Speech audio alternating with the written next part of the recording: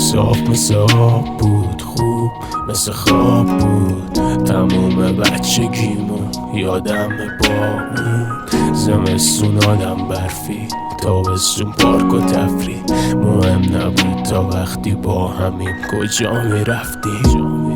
بلد بود لممو از همه آدم ها بیشتر، نگاش یادم نمیرم هیچ وقت. عشق بچگیم بی حس خستگی، بی حتی جر و بحث و خط و خش رو قلبمون. بدون استرس تو دستم بود دستمونو میگم، ولی شنیدن که بود مانند دیدم. همیشه بهم میگفت عشق یعنی اعتماد، یعنی این دایره یه امنی که دور ماست. کاش میشد برگردم عقب بزنم با خود قبلی، بهش بگم همینجا بمون یه سری کارهایی که کردی اشتباه بود،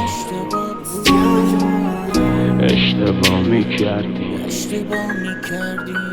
صاف مثل آب بود، خوب مثل خواب بود. تموم بچگیمو یادم بود. زمستون آدم برفی، تابستون پارک و تفریح. مهم نبود تا وقتی با همیم کجا میرفتی. نیاز به تعمیر دارم آره، ولی قطعا میبرانی. شده کسی بهت قلبشو تعارف کنه، بخندی بگی میل نداری.